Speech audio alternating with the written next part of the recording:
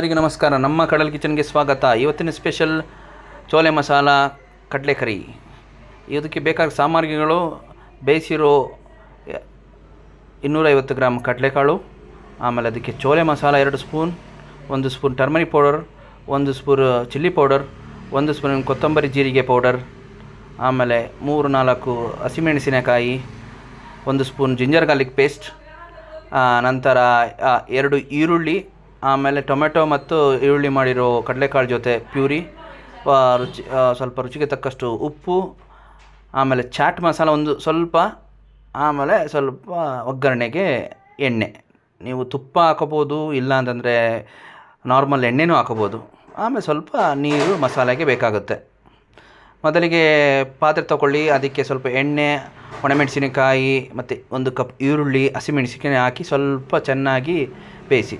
ನಂತರ ಮಾಡಿರುವಂಥ ಪ್ಯೂರಿಯನ್ನು ಸ್ವಲ್ಪ ಹಾಕಿ ಅದರಲ್ಲಿ ವಾಸನೆಯನ್ನು ತೆಗೆಯುವವರೆಗೂ ತೆಗೀರಿ.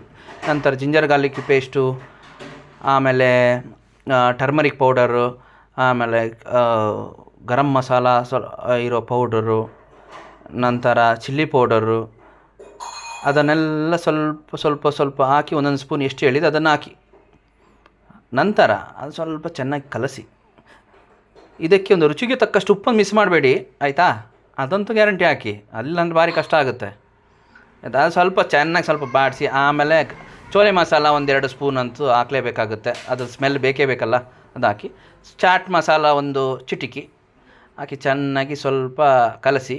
ಇದಕ್ಕೆ ಸ್ವಲ್ಪ ನಾವು ಕರಿ ಟೈಪ್ ಮಾಡಬೇಕಲ್ಲ, ಅದಕ್ಕೆ ಸ್ವಲ್ಪ ನೀರು ಹಾಕಿ ಅದು ಸ್ವಲ್ಪ ಬೆಂದ ಮೇಲೆ ನಂತರ ಬೇಯಿಸಿರೋ ಕಡಲೆಕಾಳನ್ನ ಹಾಕಿ. ನೀವು ಕಾಬೂಲ್ ಕಡಲೆನೂ ಹಾಕ್ಬೋದು, ಇಲ್ಲ ಕಪ್ಪು ಕಡಲೆನೂ ಹಾಕ್ಬೋದು. ಚೆನ್ನಾಗಿ 10 ನಿಮಿಷ ಬೇಯಿಸಿದ ಮೇಲೆ ನಮ್ಮ ಕಡಲೆಕಾಳು ಸ್ಪೆಷಲ್ ಕರಿ ರೆಡಿ.